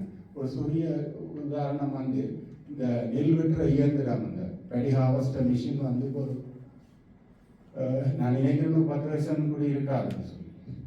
அதுக்கு பிறகு எங்களுக்கு இந்த நெல் சம்பந்தமாக எங்களுடைய பல சொற்களை நாங்கள் பாவனையில் இருக்கிறோம். பல பொருட்களை, உபகரணங்களை, கருவிகளை பாவனையில் இருக்கிறோம். அதே மாதிரி பல சடங்குகள் பாவனையில் இல்லாமல் போகும். அவற்றை இல்லாமல் நாங்கள் ஆவணப்படுத்த வேண்டிய தேவை இருக்கின்றது. உங்களுக்கு தெரியும் இது தொடர்பாக நான் நினைக்கிறேன் அதிலே எங்களோட பிரதேசத்துக்கு பிரதேசம் பல சடங்குகளில் வித்தியாசம் இருக்கு. அதே மாதிரி சொற்களில் வித்தியாசம் இருக்கு. ஈவன் அந்த அவர்கள் பயன்படுத்துகிற சில அந்த கருவிகளில் கூட அந்த உபகரணங்களில் கூட வித்தியாசம் இருக்கு. அவை எல்லாம் கொஞ்சம் கொஞ்சமாக இழந்து போகின்றன. இன்றைக்கு நாங்கள் உதாரணத்துக்கு இந்த அறிவுற்ற சப்தகம் எத்தனை வீட்டில் இருக்குமென்று கேட்டால் இருக்குமென்றது கேள்விக்குறி. அது இந்த பழைய பொருள் பழைய இரும்பு வைக்கிறார்கள் கொடுத்து போச்சுனமோ அல்லது இல்லையோ தெரியாது. ஆனால் அதையெல்லாம் வந்து எங்களது வரலாற்று சான்றுகள், எங்கள் வாழ்க்கை கல்வியில் நாங்கள் முக்கியமாக பாவித்த உபகரணங்கள், கருவிகள் இவையெல்லாம் சேமித்து வைக்கப்பட வேண்டும். இப்போ வந்து உங்களுக்கு தெரியும் வந்து எங்களோட ஊரில் வந்து இந்த பழைய எலும்பு வாங்குறதுன்னு சொல்லிக்கிறது பெரிய எல்லா இடத்துலையும் நடக்குது. அதை வந்து வாங்கிக்கல ஆக்கள் வந்து அதுகளை தூக்கி கொடுக்கணும். ஆனால் அது வந்து ஒரு எங்களுடைய ஒரு காலத்தில் அந்த கருவி ஒன்று இல்லாட்டிக்கு எங்களோட வாழ்க்கை, எங்களோட ஜீவனோபாயமே ஒரு பிரச்சனையாக இருந்திருக்கும். உங்களுக்கு தெரியும், பொதுவாக வந்து இவ்வாறான துறைகள் இந்த கருவிகள், ஒரு மண்வெட்டியோ இல்லாட்டி அறிவாள் சட்டகமோ இல்லாட்டி ஒரு அளவாங்கோ இதுவரை போன்றவை இவ்வளவு முக்கியமானது எங்களது வாழ்க்கைகள். இப்போ அதை எல்லாத்தையும் நாங்கள் எங்களுக்கு தேவையில்லைன்றபடியாக அதை விட்டுட்டோம். ஆனால் குறைந்தபட்சம் அவற்றை நாங்கள் ஒரு இதுக்காண்டி என்னன்னு சொல்லி சொல்றது ஒரு வரலாற்று அல்லது எங்களது வாழ்க்கை ஆவணங்களாக அல்லது சான்றுகளாக வைத்திருக்க வேண்டும். அதுகள் கூட எங்களிடம் நீங்கள் போய் உள்ள தேடி பார்த்தா இதில் கண்டுபிடிக்க சரியான கஷ்டம். அப்போ அதில் நான் நினைக்கிறேன் வந்து இதுகளுக்கு நாங்கள் ஏதோ ஒரு வகைகளை இவற்றை நாங்கள் சுவடிப்படுத்துவதற்குரிய நடவடிக்கைகளை இவரை சேகரித்து, உதாரணத்துக்கு உங்களுக்கு தெரியும், வெளிநாடுகள் வசிப்பவர்களுக்கு வந்து எவ்வளவு தொல்பொருள் காட்சிச்சாலைகள் இருக்கின்றன, நூலகங்கள் இருக்கின்றன, இவ்வாறு அந்த பாரம்பரிய விடயங்களை எவ்வாறு பாதுகாக்கிறார்கள் என்று சொல்லி இங்கே வந்து நான் வந்து அந்த ஃபோட்டோ என்று சொல்லி அந்த ஒரு மியூசியத்துக்கு போனால் அங்கே அந்த பழைய காலத்தில் இருந்த வீடுகளை அப்படியே அமைத்து அல்லது சில வீடுகளை கொண்டு வந்து வைத்திருக்கிறார்கள்.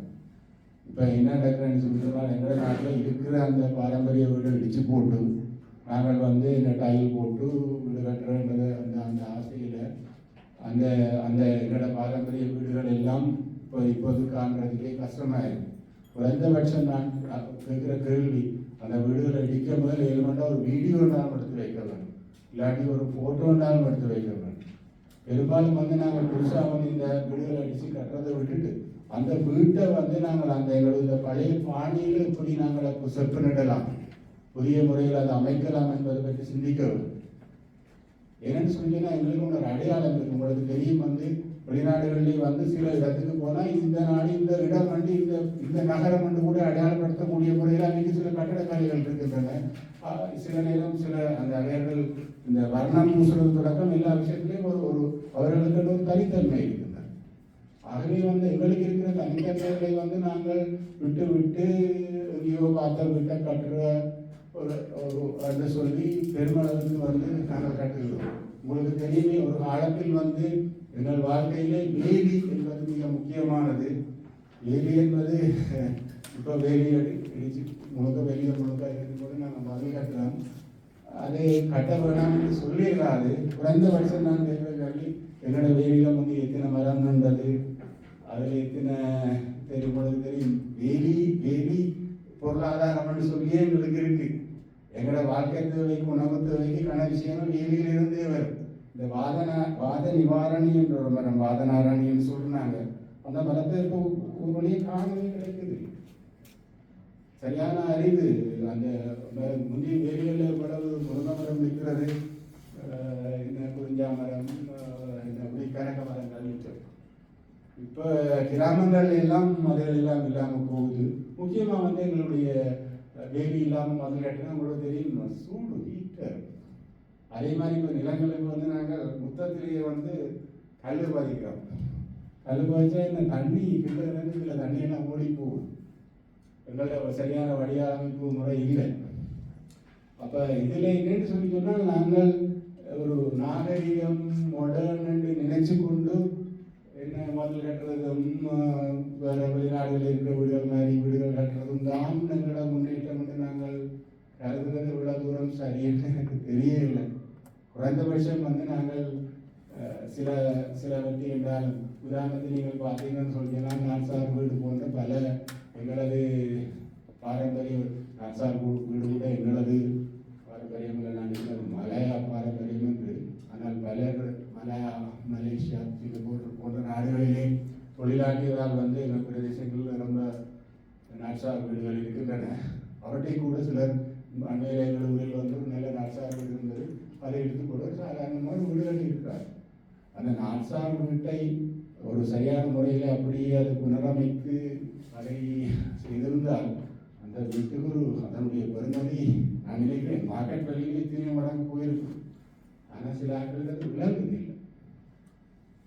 எங்களது அடையாளங்கள் எங்களது ஒரு என்று சொல்லிக்கான விஷயங்களை நாங்கள் இழந்து கொண்டு போகிறோம். அந்த வகையில் இது போன்று எத்தனையோ விடயங்களை சொல்லிக் கொண்டு போகலாம். அப்போ நாங்கள் அதோட பொதுவாக நீங்கள் பார்த்தீங்கன்னு சொல்லி சொன்னால் இந்த ஒவ்வொரு எங்களுடைய இந்த நெல் அறுவடை அல்லது உங்களுக்கு தெரியும் சூழடிக்கிறது போன்ற விடயங்களை நாங்கள் எடுத்து பார்த்தால் பல சொற்கள் பல சடங்குகள் இல்லாமல் போகின்றன. நான் உதாரணத்துக்கு சில சொற்களை சொல்கிறேன், உங்களுக்கு ஞாபகம் வரும். அறிவால் சத்தகம், அறிவு வெற்று, உப்பட்டி மலை. உப்பட்டி என்றால் உங்களுக்கு தெரிஞ்சிருக்கும் நினைக்கிறேன். உப்பட்டி மலை அட்டையடி நடையல் என்று சொல்றதுக்கு உங்களுக்கு பல பேருக்கு தெரியுமோ தெரியாது. அந்த காலத்தில் மாட்டால சூடு மிதிக்கல அந்த நடுவில் இருக்கிற மாட்டுக்கு தானே, அதாவது மாட்டை இப்படி தொடுத்து கட்டியிருப்பார்கள். அந்த நடுவில் இருக்கிற மாடு கிட்டத்தட்ட இப்படியே சுற்றி கொண்டு இருக்கும். அதுக்கு கனபுரம் நடக்கலாம். இந்த தொங்கல் நிற்கிற மாடு அப்படியே சுற்றி கொண்டு வரும். இப்போ சிலர் சந்தர்ப்பத்தில் என்ன செய்வார்கள் சொல்லிச்சுன்னா நடுவில் சில கட்டியை ஊட்டி போட்டு அந்த இந்தியாவில் உள்பக்கத்து மாட்டை அதில் கனெக்ட் பண்ணியிருப்பாங்க ஒரு கைகள். அதை சொல்றது கட்டையடி நடக்கிறது. அது நடக்க இல்லாத கிட்டத்தட்ட அப்படி ரன் பண்ணி கொண்டே இருக்கும். அப்போ அப்படி சொற்கள் எல்லாம் ஒவ்வொன்றுக்கும் ஒவ்வொரு சொற்கள் இருக்கின்றன. அதை தவிர உங்களுக்கு தெரிஞ்சிருக்கும் அந்த களத்திலே சில பொருட்களுக்கு புதிதாக சொற்கள். உதாரணத்துக்கு சுழல் என்ற சொல்ல அங்கே பாவிக்கலாம். சுழல்னு சொன்னால் அடிச்சு போடுறோம் பெரியாக்க. குல்லம் என்று சொல்லலாம். அதே போல் மாடு சாணி போட்டாலும் அதை பொலி என்று சொல்வார்கள். சாணி என்று சொன்னாலும் அடிவிடும். அப்படியே சில அந்த களத்துக்கு சில என்னென்னு சொல்றது சில முறைகள் தன்மைகள் இருக்கின்றன. இப்படி கணக்க சொற்கள் இருக்கின்றன இது சம்பந்தமாக. அதே போல் செட்டிக்கு படைத்தல் என்று சொல்லி ஒரு சடங்கு இருக்கின்றதாக அறிகிறேன். எனக்கு கூட அது அவ்வளவு தெரியாது, அண்மையில் தான் எப்படி கேள்விப்பட்டேன். இவ்வாறு ஒவ்வொரு தொழில் சார்ந்தும் ஒவ்வொரு சார்ந்தும் கணக்க விடயங்கள் இருக்கின்றன. அதே போல் தான் நான் என்னுடைய இந்த அகராதி தயாரிப்பு தொடர்பிலே மீன்பிடி சம்பந்தமான சொற்களை சேர்ப்பதற்காக சில மீனவர் கிராமங்களுக்கு சென்று கதைத்திருக்கிறேன். நான் அவ்வாறு ஒருவரோடு கதைக்கும் போது எனக்கு தெரிய விஷயம் என்னன்னு சொல்லினா, அவர் அந்த மீன்பிடி சம்பந்தமாக பேசும்போது அந்த காலநிலை, மீன்பிடி, மழை, வெள்ளம், கடல் பெருக்கு, மீன்கள் பாடி வரும் அந்த மீன்கள் சம்பந்தமான விடயங்களை அவர்கள் அந்த சூழல், அந்த தன்மை அல்லது அந்த சில எறும்புகள் அல்லது சில பறவைகள் போன்றவற்றின் நடவடிக்கைகள் அல்லது வானத்தில் நட்சத்திரங்கள் போன்றவற்றை வைத்து எவ்வாறு அந்த விடயங்களை அவர்களுக்கு இருந்த அந்த அறிவு என்பது ஒரு பெரிய விஷயம்.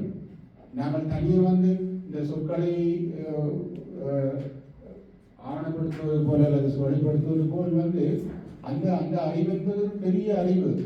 அந்த அறிவு இப்ப தேவையில்லைன்னு சொன்னீங்கன்னா ஜிபிஎஸ். அதே மாதிரி உங்களுக்கு தெரியும், ஈவன் மீன்களை அடையாளம் காண்றதுக்கு கூட இப்ப எலக்ட்ரானிக் கருவிகள் இருக்கின்றன. அந்த கருவிகள் வந்த பிறகு அவர்களிடம் இருந்த அவர்களது மூதாதையர்களிடம் இருந்த அந்த அது சம்பந்தமான அறிவுகள் அந்த விடயங்கள் அவதானிப்புகள் எல்லாம் இல்லாமல் போகின்றன.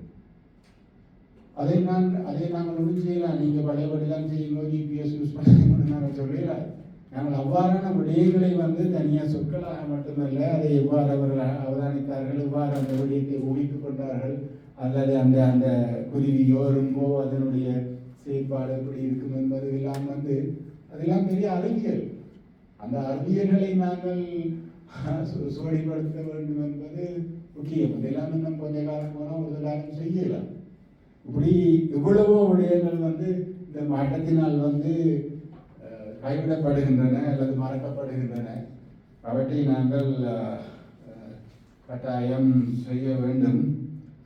இதே போல் நீங்கள் உங்களுக்கு தெரியும் இந்த சுமை தாங்கி, ஆவுரஞ்சிக்கல் என்ன தெரியுமா? இல்லை,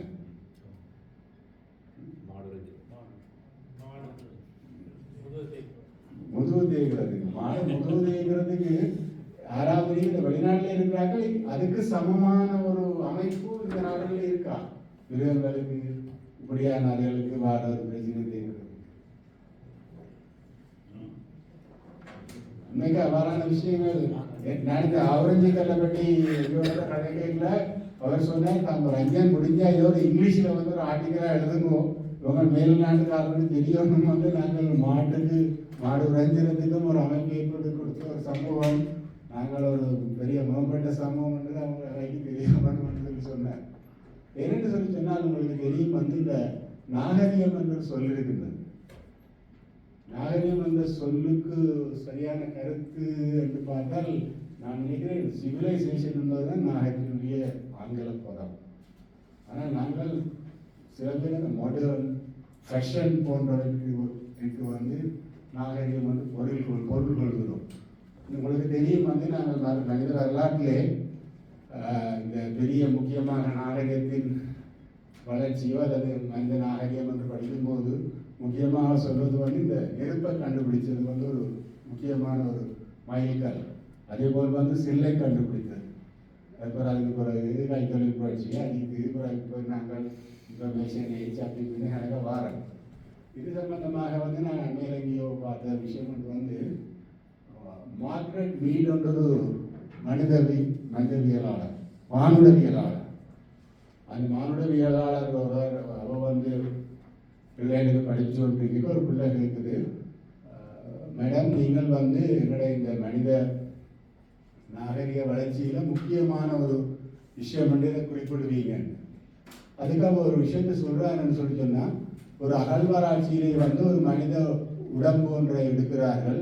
எடுத்து அந்த மனித உடம்பை ஆய்வு செய்யும் போது அந்த மனித உடம்பினுடைய தொடையிலே வந்து அந்த தொடை எலும்பு வந்து முறிந்து பொருந்தி இருக்கின்றது. அந்த எலும்பு முறிஞ்சி பொருந்தி இருக்கு. அப்ப அவர் சொல்றா வந்து இதுதான் வந்து நான் வந்து மனித நாகரிக வளர்ச்சியின் ஒரு முக்கியமான மைல்கல்லாம் நான் இதைத்தான் சொல்வேன். ஏனென்று சொல்லி சொன்னால் உங்களுக்கு தெரியும், அந்த காலத்திலே மனிதர்கள் வந்து நாடோடிகளாக இருந்தார்கள். அவர்களிடத்துல இருக்கே இல்லை, அதாவது உணவுகளை சேமித்து வச்சு சாப்பிட இல்லை, அவர்களுக்கு கூட இடம் இருக்கே இல்லை, அவர்கள் ஓடிக்கொண்டே இருப்பார்கள். அந்த நேரத்திலே வந்து ஒரு மனிதனுக்கோ அல்லது விலங்கோ காயப்பட்டால் அது அந்த இடத்திலே கிடந்து பசியிலே அல்லது பசியில சாகணும், இல்லாட்டிக்கு மழை வெயில் பிரச்சனையால சாகணும், இல்லாட்டிக்கு ஒரு மிருகம் வந்து அடிச்சு சாப்பிட்டுரும். அதான் அந்த காலத்து சிச்சுவேஷன். ஆனால் வந்து இந்த மனிதரை இந்த தொடையெலும்பு எடுத்த மனிதர்களை அந்த சக மனிதர்கள் கிட்டத்தட்ட உடனடிக்கு ஒரு எலும்பு முறிஞ்சா இப்ப கூட எத்தனை மாசம் செல்லும், பிஓபி போட்டுவிட்டா 3 மாசம் செல்லும் மாறுது.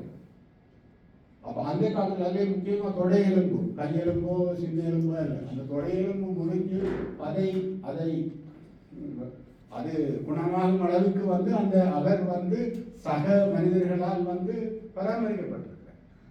அல்லது அதுக்கு ஒரு தடியை வச்சு கட்டவோ அல்லாட்டிக்கு வந்து அதுக்கு ஒரு இலைச்சாரை போட்டு அதை மாற்றி சொல்றதுக்கோ அவர்களுக்கு தெரிஞ்சிருக்கு. அல்லது இந்த 2 சேர்க்கையெல்லாம் அந்த மனிதர் காப்பாற்றப்பட்டிருக்காருன்னு சொல்லினால் அதுதான் நாகரிகம் என்று மார்க்ரெட் சொல்றார். அப்படியான நிலைமையில் நாங்கள் கொஞ்சம் ஆவரஞ்சி கல்லை பற்றி தான் இருக்கலாம். ஒன்றும் இல்லை, நாங்கள் இவ்வளவு இங்கிலீஷ் வரைக்கிறோம், இல்லாட்டிக்கு நாகரிகமாக ஒடுக்கு போகிறோம் பார்க்கல. சில எங்களை வரலாற்று சான்றுகள் வந்து எங்களது நாகரிக முன்னேற்றத்தை அல்லது நாங்கள் எவ்வளவு தூரம் ஒரு ஜீவகாரணியமான மனித சமுதாயம் என்பதை எடுத்துக்காட்டும். ஒன்றும் இல்லை. அதே போல் வந்து நான் சொல்றதுல வந்து நாங்கள் தனியாக நல்ல அம்சங்கள் கொண்ட மனிதர்கள் உண்டு. இந்த டிக்ஷனரியில் பார்த்தீங்கன்னு சொல்லிங்கன்னா நாங்கள் எப்படி ஒரு மனுஷனை கண்டம் பண்ணுறதுக்கு, கேவலப்படுத்துறதுக்கு, நக்கல் அடிக்கிறதுக்கு இத்தனை சொல்லி இருக்கோம்னு நூற்றுக்கணக்கான சொல்லி இருக்கு. நல்லது கட்டதெல்லாம் சேர்ந்தாதான் வரலாம். இதே போல் நீங்கள் உங்களுக்கு தெரியும் வந்து இந்த பணச்சடங்குன்னு ஒரு விஷயம். பணச்சடங்குன்னு சொல்லி சொன்னால் 2 விதமான பணச்சடங்கு இருக்கு. அது ஒரு சாமத்தியப்படி கல்யாணம் போன்ற வீட்டிலே வந்து காசு கொடுக்குறதையும் பணச்சடங்குன்னு சொல்வார்கள். அது மொய் எழுதுகிற சொல்றது. இதை தவிர வந்து ஒருவர் தனது ஒரு பண தேவையை நிவர்த்தி செய்வதற்காக பணச்சடங்குன்னு செய்கிற வளமை வந்து இன்றும் இருக்கின்றது பல இடங்களில். இப்போ அதில் வந்து உங்களுக்கு தெரியும், அதாவது ஒரு தேவை கருதி பணச்சடங்குன்னு சொல்லி ஒரு ஒரு என்ன சொல்கிறது ஒரு இன்விடேஷனோட ப்ரிப்பேர் பண்ணி அவர்களுக்கு தெரிஞ்சார்களுக்கு கொடுத்து வந்து பணச்சடங்கு செய்தார். அந்த ஆட்களுக்கு தெரியும் வந்து இவர் இன்னத்துக்கு பணச்சடங்கு செய்கிறார், அதுக்கு எவ்வளவு காசு தேவை என்று சொல்லி அந்த சமூகம் அந்த அந்த அவருடைய தேவையை பூர்த்தி செய்யக்கூடிய வகையிலே அந்த அந்த அந்த பண உதவியை செய்து, அதாவது என்ன செய்யணும்னு சொன்னால் லவுட் ஸ்பீக்கரில் பாட்டை போட்டு ஒரு சாப்பாடு எல்லாம் செய்து அந்த வாராக்களையும் கொடுத்துட்டு பிறகு அந்த காசு வந்து அதை கொண்டு போய் கொடுத்துட்டு வருகிறது. அதில் நீங்கள் பார்த்தீங்கன்னு சொன்னால் அவைக்கு தெரியும் வந்து இன்னாருக்கு இவ்வளோ காசு தேவை, இதுக்காண்டி இவர் செய்கிறார், அவர் அவ்வளோ போடுவார், இவர் அவ்வளோ போடுவார், இவர் போட மாட்டான் என்று சொல்லி அந்த சமூகமே ஒரு கல்குலேஷன் செய்யும். எதிர்பார்த்த காசு கிடைக்குமா, இல்லாட்டி சொல்லுனா வந்து நான் கொஞ்சம் கூட போகிறேன் நீ போடுறாப்பா என்று சொல்லி பெருமளவுக்கு வந்து அந்த சமூகம் வந்து அவருடைய அந்த பணத்தேவையை பூர்த்தி செய்கிற அளவுக்கு அந்த அந்த அந்த அந்த அந்த அந்த செயல்பாடு என்பது நடக்கும். அப்ப ஒரு ஒரு ஒரு ஒரு வங்கி இல்லாத காலத்துல அல்லது வங்கிக்கு உங்களுக்கு தெரியும் வங்கியோ ஒரு இடங்களில் போறேன்னு சொல்லி சொன்னா அடமானம் கேட்பார். காசு உள்ளவனுக்கு மட்டும்தான் அரசாங்கம் அந்த வங்கிகள் காசு கொடுக்கும். அப்ப அந்த அந்த வங்கியை நாட முடியாதவர்களுக்கு ஒரு சிஸ்டம் எங்கள்கிட்ட இருந்தது. இதே போல பல விஷயங்கள் சமூகத்தில் இருக்கின்றது. இவையெல்லாம் சோடிப்படுத்தப்பட வேண்டும். இது போன்ற பல்வேறு விடயங்கள் இருக்கலாம். உதாரணத்துக்கு வந்து நாங்கள் சுமதாங்கி கற்கள், ஆவரஞ்சி கற்கள் போன்றவை வந்து சில இடங்களிலே இருக்கின்றன. இல்லாத இடத்தை நாங்கள் என்ன செய்ய வேண்டும், எப்படி ஒன்று இருந்தது என்பதை நாங்கள் புதுசாக சரி விரிவாக்கம் செய்ய வேண்டும். அல்லது அந்த காலத்திலே ஒரு ஆவரஞ்சிக்கால் இருந்த இடத்தை அடையாளம் கண்டு அதிலே புதுசாக ஒன்று உருவாக்கலாம். அதே போல் உங்களுக்கு தெரியும் வீதியோரங்களிலே வந்து சுமைதாங்கி மடங்கள் தெருமூடி மடங்கள் இருந்தன, சுமைதாங்கி கற்கள் இருந்தன. அதே நீங்கள் பார்த்தீங்கன்னா சுமைதாங்கி கற்களை கூட அந்த 3 ஒவ்வொருத்த உயரத்துக்கு ஏற்ற மாதிரி எல்லாம் செய்து வச்சிருக்கிறோம். அவ்வாறு நான் என்ன சொல்கிறேன் சொல்லி நம்மளுக்கு தெரியும் வீட்டு வாசல்ல வந்து சங்கட படலை என்ற ஒரு படலை இருக்கும், அதில் ஒரு கூரை போட்டிருக்கும், அதில் திண்ணை இருக்கும். அந்த திண்ணையில வந்து என்ன சொல்றது இந்த பானையில வந்து தண்ணி அல்லது சில இடங்களில் மோர் கூட இருக்கும். அவ்வாறு நாங்கள் ஒரு ஒரு மற்றவர் ஒருவருக்கொருவர் உதவி செய்து வாழ்ந்த சமூகம். அதுக்காக நாங்கள் சண்டை பிடிக்க இல்லை, முரண்படை இல்லை, எங்களை கூடாத விஷயங்கள் இல்லை என்று இல்லை. அன்னையிலே வந்து இது போன்ற ஒரு ஜூம் மீட்டிங்லேயே நான் ஒரு உரையாடலை நடத்திய போது ஒரு குறிப்பிட்ட ஒரு பேராசிரியர் ஒருவர் சஜஸ்ட் பண்ணார், இந்த ஊர்வலியை வந்து சண்டையும் சோடிப்படுத்த வேண்டும் சொல்லி. ஊர்வலை பெரிய சண்டைகள் எல்லாம் நடக்கிறது. இதை பற்றி நான் சும்மா ஒரு என்னுடைய நண்பர்களோட அழைக்கணும், அது சண்டை இல்லைடாம முதல் இந்த பொம்பளை தூங்குறது ஒரு வழியை சரியான ஃபேமஸ். இந்த பொம்பளை தூங்குறதுன்னா அதுலேயும் கொஞ்சம் முக்கியமான அந்த பொம்பளை தூக்குன விஷயங்களையும் எழுதி வைக்கலாம், இந்த ஒரு கருத்துக்கள் அப்போ எழுதலாம்னு சொல்லி அப்போ என்ன சொல்லி கூட கேள்விடா சோடி பொறுத்த வேண்டாம் என்ன தெரியுமானார்கள் நான் தெரியுங்க. பொதுவாக பொம்பளை மாப்பிள்ளைன்னு நாங்கள் சோடி பொறுத்த வேண்டாம் என்னது. இப்போ நான் சொன்னது ஒரு அழகான உயரமாக இருக்கணும், தரம் கிட்டத்தட்ட உண்டாக இருக்கணும், உடம்பு அப்படி இப்படி இருக்கணும்னு கேட்கறதா இல்லை. ஓடி பொருத்தம்னு சொல்லிச்சுன்னா ஒரு ஆளை கூட்டிக்கொண்டு ஓட போறாருன்னு சொல்லிச்சுன்னா பொம்பளை வந்து வீதியால் பாயுமாம், இவர் அப்படியே ஏந்தி பிடிக்கணும். ஏந்தி பிடிக்கிற அளவுக்கு அதுக்கு பலம் இருக்கும். அது மட்டும் இல்லை, இன்னொன்று சொல்லி சொன்னேன், கடைசி வரைக்கும் திருமணம் செய்த வழிகளில் வந்து அந்த பெண்ணுக்கு வருத்தம் வந்தால் அந்த பெண்ணை தான் தூக்கி கொண்டு ஆஸ்பத்திரியில் போகிற அளவுக்கு அந்த அந்த மச்சு இருக்கும் மனசு. இது ஒரு பழைய ஒரு முதியோர் ஒருவர் சொன்ன கதை தான் எனக்கு அந்த நண்பர் சொன்னார். இதில் வந்து சிலதுகள் வந்து இன்ட்ரெஸ்ட் அல்லது அதுக்கு பின்னாலே ஏதோ பல விடயங்கள் இருக்கின்றன. அது போன்று அந்த சோடிப்பொருத்தம் வந்து பல விளக்கங்கள் சொன்னார். அதை எல்லாத்தையும் நான் இதில் சொல்லிடாது.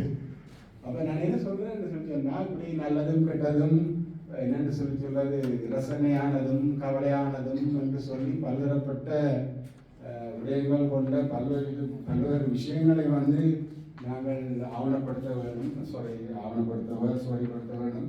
இதில் முக்கியமாக வந்து நாங்கள் செய்ய வேண்டிய வேலை, இது சம்பந்தமாக நான் சில முயற்சிகளை வந்து என்னுடைய ஊரில் செய்திருக்கிறேன். பொதுவாக வந்து இப்போ பிரதேச நூலகங்கள் இருக்கின்றன. அந்த பிரதேச நூலகங்களிலே கூட வந்து நாங்கள் எங்களது நூல்களை மட்டுமல்ல, அல்லது உதாரணத்துக்கு எங்களோட பல ஆவணங்களை வந்து அவர்களிடம் கையளித்து அங்கேயே வந்து நாங்கள் அந்த விடயங்களை வந்து நாங்கள் சுவடிப்படுத்தலாம். குறிப்பாக வந்து அதற்கு அவர் அதை பெற்றுக்கொண்டு அதற்கு ஒரு பட்டிச்சீட்டு தருவார்கள். அதுக்கு ஒரு என்னன்னு சொல்லி சொல்கிறது ஒரு குறிப்பீட்டிலேயே வந்து இன்னார் இந்த விடயம் இந்த தரப்பட்டது. அது தனியாக பொருளாக இருக்க வேண்டும் என்று இல்லை.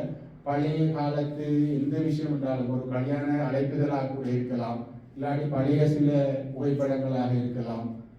எந்தெந்த விடயங்களால் எங்களை யோசிக்கிறோமோ அவற்றையெல்லாம் வந்து நாங்கள் செய்யலாம். அவ்வாறான பிரதேச நூலகங்களோ அல்லது இதுக்குரிய வசதிகள் இல்லாத இடத்துல வந்து நான் நினைக்கிறேன் நிச்சயமாக நாங்கள் ஏதோ ஒரு என்னென்னு சொல்றது மியூசியம் போன்றவற்றை தனியார்கள் உதாரணத்துக்கு அண்மையில் நான் நினைக்கிறேன் இப்போ ஏர்மடியில் இருக்கிற ஒரு ஆள் அவர் எரோமன் என்று பேர் நினைக்கிறேன். அவர்கள் பெருந்தொகையான இந்த புரதான அல்லது எங்களோட பண்பாடு சார்ந்த எங்களோட பொருட்களை சேகரித்து வச்சிருக்கிறார். பொருட்கள் பத்திரிகைகள் போன்று அவற்றை இப்போ யாழ்ப்பாணத்தில் இங்கே கொண்டு இது மாதிரி நடக்குது. ஒரு பொருட்காட்சி மாதிரி செய்கிறதாக அதீரன் சரியாக எனக்கு செய்ய முடியாது. தனிப்பட்ட அதே மாதிரி சில தனிப்பட்டவர்கள் வந்து சில கார்கள் சைக்கிள்கள் சொல்லி சேகரிக்கிறார்கள். பெருமளவிலே நீங்கள் பார்த்தீர்கள் சொன்னால் எங்களது பழைய பண்பாடு சார்ந்த இந்த பொருட்கள் சில நேரங்களில் நாங்கள் சில ஹோட்டல்களுக்கு திருச்சியில் போனால் அங்கே வந்து ஒரு குதிரை வாகனமோ ஏதோ ஒன்று பழைய கோயில் வாகனம் ஒன்று இருக்கும் முன்னுக்கு. அதே மாதிரி இப்போ முக்கியமாக எங்களோட சாமியாரில் இருக்கிற அந்த பெரிய கதவு நிலை கதவுன்னு சொல்லுவோம். அது போன்ற பெரிய விடயங்கள் எல்லாம் வந்து சில நேரம் சில டூரிஸ்ட் ஹோட்டல்ஸில் வந்து வெளியே பதித்து வைத்திருக்கிறார்கள். எங்களையே அப்போ அடிச்சு விட்டதோ அல்லது யாரோ கொண்டு போய் விற்றதை அவங்களுக்கு வேண்டி வந்து சரியான முறையிலே வைத்திருக்கிறார்கள். அதே போன்று அவ்வாறு பல விடயங்கள் வந்து எங்களிடமிருந்து இல்லாமல் போகின்றன. அவற்றை நாங்கள் தேடி பார்த்து அவற்றை நாங்கள் ஏதோ ஒரு வகையிலே வந்து செய்ய வேண்டும். குறிப்பாக வந்து நான் என்ன ஒரு விடயத்தை சொல்கிறேன். இந்த சில விஷயத்தை வந்து நாங்கள் ஒரு பிஸ்னஸ் கன்செப்டாக கூட செய்யலாம். இப்போ உதாரணத்துக்கு இந்த மாதிரி கிராமங்களை அமைத்தல் ஒரு ஒரு ஒரு 60களின் நடுப்பகுதியிலோ அல்லது 70களின் முற்பகுதியில் இருக்கக்கூடிய ஒரு ஒரு மாதிரி கிராமத்தை இவர்களால் அமைக்க முடியுமா என்று யோசிக்கலாம். மாதிரி கிராமம்னு சொன்னால் கிட்டத்தட்ட அதே அதாவது அந்த காலத்தில் இருந்த வீடுகள், அந்த காலத்தில் இருந்த அமைப்புகள், அந்த காலத்தில் என்னெல்லாம் இருந்திருக்குமோ அவற்றையெல்லாம் எங்களால் வீடு உருவாக்க முடியும் என்று சொன்னால் அது ஒரு மிக சிறந்த ஒரு ஒரு ஒரு பிஸ்னஸ் கான்செப்டாக கூட செய்யலாம். இது தவிர இன்னும் ஒரு விஷயம், இது ஒரு ஆய்வுக்குரிய விஷயம், நான் கேள்விப்பட்டது சொல்கிறேன். நான் அண்மையில வந்து பிபிசி தமிழ் அறிவியலில் பார்த்தேன். ஒரு தாய்க்கு பிள்ளை பிறக்க ஒவ்வொரு பிள்ளை பிறக்கைக்கும் அந்த தாயுடைய ஆயுட்காலம் 3 வருடங்களால் குறைவதாக. ஆனால் எனக்கு தெரிஞ்ச அளவில் வந்து எங்களுடைய பிரதேசங்களில் வந்து கூட பிள்ளைப்பட்டவர்கள் தான் நீண்ட காலம் சுவதேகியாக வாழ்ந்ததாக நாங்கள் இதில் யாரை கேட்டாலும் மோமெண்ட் சொல்லுவோம், இல்லைன்னு சொல்றது ஒரு பேர் இருக்க மாட்டேன். அதுக்கு காரணம் வந்து நாங்கள் ஆராயும். நான் நினைக்கிறேன், இது என்னுடைய எழுந்தமானமான நினைவு தான். அதற்கு காரணமாக இருக்கக்கூடிய 3 விடயங்கள் தான். ஒரு பெண் ஒப்படையும் போது நாங்கள் அந்த பெண்ணை அந்த பெண்ணை அந்த பெண்ணுக்கு செய்யக்கூடிய அந்த பராமரிப்பு, அதே போல் வந்து அதுக்கு பிறகு அந்த மாதவிடாய் வருங்காலங்களில் அந்த பெண்ணுக்கு செய்கிற பராமரிப்பு, அந்த ஒரு பெண் கற்பமாக இருக்கும்போது அந்த பெண்ணை நாங்கள் எவ்வாறு பார்க்கிறோம் என்பது, பிள்ளை பிறக்கும் போது என்ன செய்யலாம், பிறந்த பிறகு என்ன செய்யலாம், அந்த பிள்ளையை எப்படி நாங்கள் பராமரிக்கிறோம். இது ஒரு பெரிய எங்கள்கிட்ட இருக்கக்கூடிய ஒரு பெரிய ஒரு ஒரு ஒரு அறிவியல் என்று தான் நான் நினைக்கிறேன். இது ஒரு பெரிய சொத்து. இதை வந்து ஒரு பிஸ்னஸ் ஐடியாவாக செய்யலாம் என்று நான் பல பேரோட பேசியிருக்கிறேன். தனி அதாவது சாமதியப்படுறது அல்லது பிள்ளைப்படுறது சொல்லி என்ன சொல்லி இதை நாங்கள் ஒரு பிஸ்னஸ் ஐடியாவாக செய்யலாம். அதுக்கு முக்கியமான சொல்லி நாங்கள் செய்யறோம்னு சொல்லி எங்களுக்கு யாரு தேவை, என்ன தேவை, எங்களுக்கு இந்த விஷயம் தெரிஞ்சு ஒரு பழைய அம்மா தேவை. அந்த அம்மாக்கள் வந்து இறக்குறதுக்கு முந்தி குறைந்தபட்சம் நாங்கள் அவற்றை தெரிஞ்சு கொள்ள என்றாலும் போகணும். எங்கேதான் இருந்தாலும் உங்களுக்கு தெரியும், நாங்கள் சில விஷயங்களை நம்மளால் கேட்டுட்டு அதே ஸ்டைலில் எங்களால் ஒரு 70-80% தான் செய்யலாம். அப்போ அவ்வாறானவர்களை பிடிச்சி நாங்கள் குறைஞ்சபட்சம் பிடிச்சி கண்டு இல்லாட்டி அவற்றை இப்போ காணொலி வடிவங்களாக சரி அல்லது வந்து ஒரு நாங்கள் ஒரு கன்செப்டாகவே வந்து ஒரு ஒரு ஒரு என்னன்னு சொல்ற ஃபெசிலிட்டி வந்து ஏற்படுத்தி அங்கே வந்து இவ்வாறான விஷயம் தெரிஞ்சாக்களை வேலைக்கு அமர்த்தி வந்து நாங்கள் அவ்வாறான பராமரிப்புகளை செய்யலாம். அதை தேடி ஆட்கள் வரலாம். அவ்வாறு நாங்கள் எங்களோட இந்த பண்பாடு சார்ந்த உதாரணத்துக்கு எங்களுக்கு தெரியும், இந்த இலங்கையிலே வந்து இந்த சுற்றுலாத்துறை என்பது மிகவும் வளர்ச்சி அடைந்து வருகிறது. அதிலே வந்து நாங்கள் இவ்வாறான விடயங்களை கூடுதல் எங்களுடைய பண்பாடு சார்ந்த எங்களுடைய கலாச்சாரம் சார்ந்த உங்களுக்கு தெரியும், அதாவது கல்ச்சரல் நாங்கள் கல்ச்சர் மார்க்கெட்டிங்னு சொல்லுவோம். மார்க்கெட்டிங் கல்ச்சர் மாதிரி மார்க்கெட்டிங் கல்ச்சர்னு சொல்லி ஒரு கான்செப்ட் பிஸ்னஸ்ல. அப்போ பொதுவாக வந்து ஒவ்வொரு நோக்கத்திற்கான வந்து சுற்றுலா பயணிகளாக வருகிறார். நீங்கள் பார்த்தீங்கன்னு சொன்னீங்கன்னா பெருமளவுக்கு வந்து எங்களோட சில பிரதேசங்களில் வந்து எங்களோட பிரதேசம் சேர்ந்த உணவுகள் கூட எங்களோட உல்லாச பிரியான விடுதிகளில் இல்லை. இதுல என்னன்னு சொன்னீங்கன்னா அண்மையில வந்து சினமன் கிராண்ட் இல்லை, சினமன் லைட் சைட்ல போன தைப்பங்களுக்கு வந்து ட்ரொடி ஃபெஸ்டிவல் என்று சொல்லி ஒரு ஒரு பெரிய என்னன்னு சொல்றது பானையில வந்து கல்லும் அதற்குரிய அந்த தொட்டு சாப்பிட்ற பைக்ஸ் என்று சொல்ல போறதையும் வந்து ஒரு குறிப்பிட்ட விலையில வந்து குறிப்பிட்ட தினங்களுக்கு வந்து அங்கே இருந்தது. அப்போ நான் அதை அட்வர்டைஸ்மெண்ட் பார்த்து போட்டு கேட்க அதை சொல்லி அது முடிஞ்சதுன்னு சொல்லி நான் இந்த விஷயத்தை வந்து யாழ்ப்பாணத்தில் ஒரு பெரிய மேலதிகாரியாளர்கிட்ட சொல்லி நாங்கள் ஏன் வந்து இந்த உல்லாச பிரியாணிகளை முக்கியமாக நோக்காக வைத்து இவ்வாறான விஷயங்கள் எங்களோட பாரம்பரியம் சார்ந்த உணவுப் பொருட்களை நாங்கள் என்னால் செய்ய முடியாது என்று கேட்டு நான் இதை பற்றி பல இடங்களில் கதைச்சிருக்கிறேன். ஆனால் வந்து இன்னும் வந்து நடைமுறையில் வரவில்லை. அதாவது நான் சொல்றேன்னு சொல்லினா இந்த சினமன் லேக் சைடுன்னு சொல்றது சினமன் செயினிலே டாப் கிளாஸ் ஹோட்டல், 5 ஸ்டார் ஹோட்டலே வந்து உங்களுக்கு தெரியும், அதுக்குள்ளே ரேங்க்ஸ் இருக்கு. அதில் தான் நான் இருந்தேன். நான் என்ன சொல்றேன்னா இவ்வாறு எங்களால் மார்க்கெட் பண்ணக்கூடிய எல்லாமே வந்து எவ்வளவோ விடயங்கள் எங்களிடம் இருக்கின்றன. அது பிஸ்னஸ் கான்செப்டாக செய்யலாம் அல்லது வரலாற்று விஷயமாக செய்யலாம். வெவ்வேறு வகையில் சுவடைப்படுத்தல் என்று சொல்லுவது புத்தகமாக்குறது மட்டும் இல்லை. இப்போ அண்மையிலே வந்து நெடுந்தீவில் எனது நண்பர் ஒருவர் தான் வந்து கலாச்சார ஆஃபீஸராக இருக்கிறார். அவர் வந்து நெடுங்கீட்டு என்று சொல்லி ஒரு புத்தகம் வெளியிட்டிருக்கார். அங்கே இருக்கிற சொற்கள், அங்கே இருக்கிற பழமொழிகள், அங்கே இருக்கிற பாடல்கள் என்று சொல்லி பல விடயங்கள். அதே போல் வந்து இந்த பட்டி பொங்கல், அதாவது மாட்டுப் பொங்கல் அன்று நெடுந்தீவிலே மாட்டுப் பொங்கல் ஒன்றை செய்து அதை காணொலியாக அதை ரெக்கார்ட் பண்ணியிருக்கிறார்கள். நான் நினைக்கிறேன் அது வழி வந்திருக்கும் என்று சொல்லி இவ்வாறு நாங்கள் பல விடயங்களை எங்களுடைய கலாச்சாரம் இதுகள் சார்ந்த விடயங்களை வந்து ரீக்ரியேட் பண்ணி அதை வந்து காணொலி வடிவிலையும் பல்வேறு வடிவங்களையும் வந்து நாங்கள் அவற்றை கட்டாயம் சுவடிப்படுத்த வேண்டும் என்பது என்னுடைய எண்ணம். இவ்வாறு பல்வேறுபட்ட விஷயங்களை நாங்கள் செய்ய வேண்டியவர்களாக இருக்கிறோம். அந்த வகையிலே குறிப்பாக நான் சொல்ல வேண்டிய இன்னும் ஒரு கேள்வி, அதாவது இன்றைக்கு இந்த உலக நாடுகளிலே குறிப்பாக அபிவிருத்தி அடைந்த நாடுகளிலே மிகவும் நெருங்கிய உறவினர்களை கொண்ட ஒரே ஒரு சமூகம் என்று சொல்லிட்டு நாங்கள் தான். வேற யாருக்கும் நான் இலங்கையில் எப்படி ஆஸ்திரேலியாவில் ஒரு மச்சானும், அமெரிக்காவில் ஒரு மாமாவும், இங்கிலாண்டில் இன்னும் ஒரு ஒன்றை தங்கச்சியும் என்று சொல்லி ஒரு ஃபர்ஸ்ட் கசின், அதாவது நம்ம சொல்லுவோம் uncle aunt nephew niece cousins சொல்லக்கூடிய அந்த பிளட் ரிலேஷன்ஸ் என்று சொல்லி உங்களுக்கு தெரியும் தான். இந்த எம்பசிஸ் வந்து அந்த கிளாஸிஃபை பண்ணுற அப்படியான நெருங்கின உறவுகளை கொண்ட சம்பவம் நாங்கள். ஆனால் அந்த எங்களுக்கு ஒரு தொடர்பு இருக்கா? ஸ்பெஷலி எங்களோட நெக்ஸ்ட் ஜெனரேஷன் எங்களோட பிள்ளைகளுக்கும் அந்த பிள்ளைகளுக்கும் தொடர்பு இருக்கா? விஷயம் அந்த தொடர்புல நாங்கள் வெளிப்படுத்தவும். என்னன்னு சொல்லிட்டுனால் வெவ்வேறுபட்ட நாடுகளிலே வெவ்வேறுபட்ட கலாச்சாரத்திலே வெவ்வேறுபட்ட அபிவிருத்தி நாடுகளில் அவர்கள் என்ன படிக்கிறார்கள் என்ன செய்கிறார்கள் என்று சொல்லி அந்த விடயங்களை வந்து நாங்கள் எப்படி இன்றைக்கு என்ன குடும்பங்களுக்குள்ள சில வாட்ஸ்அப் குரூப் இருக்குது, என்ன பழைய மாணவர் சங்கங்கள் இருக்குது.